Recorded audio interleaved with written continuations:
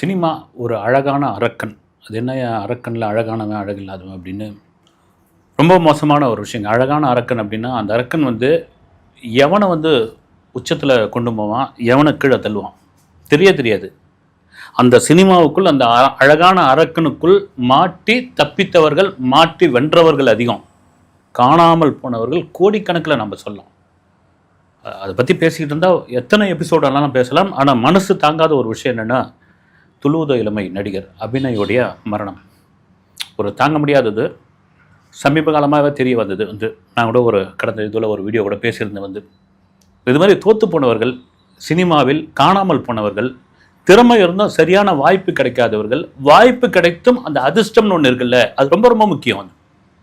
எனக்கு எல்லாம் தெரியும்பா, எல்லாம் சினிமாவில் 24 கிராஃப்டையும் நான் கரைச்சி குடிச்சுவேன் அப்படின்னு சொல்கிறவங்க கூட சாலை கிராமத்தில் ஒரு மூலையில் ஒரு இடத்துல இன்றைக்கும் சிங்கிள் டீக்கு லாட்ரி அடிச்சுட்டு எதுவுமே தெரியாது சாமி, நான் சும்மா இறங்கினேன், அப்படியே கோயம்பேட்டில் இறங்கினேன், கிளம்பாக்கத்தில் இறங்கினேன், அப்படி தூக்கி என்ன சினிமா உச்சத்தில் கொண்டு போய் உட்கார வச்சிருச்சு.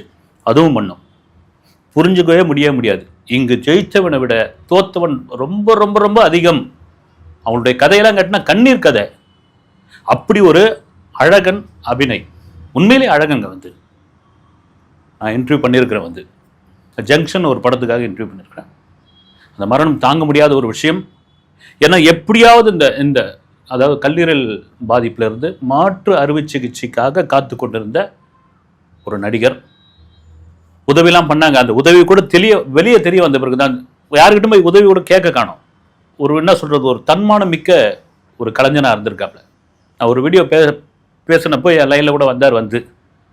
பாலு சார் நீங்கள் தானா அப்படின்ட்டு பேசிட்டு எனக்கு கேட்குறதுக்கு ஒரு மாதிரி இந்த மாதிரி உதவின்னு சொல்கிறதே இதுவாக இருக்குது அப்படின்னு ஒரு கட்டத்தில் சொன்னாப்புல. வேறு வழி இல்லை. ஒரு கட்டத்தில் நம்ம எப்படியாவது உயிர் வாழ்ந்தாக வேண்டும்ன்ற ஒரு எண்ணம் வந்துடும் பாருங்க. அதுதான் இன்னைக்கு சென்னை ரங்கராஜபுரத்தில் யாருமே இல்லாத அந்த வீட்டில் யாருமே இல்லை, சில மணி நேரம் யாருமே இல்லை அப்படின்ற ஒரு தகவல் தான்.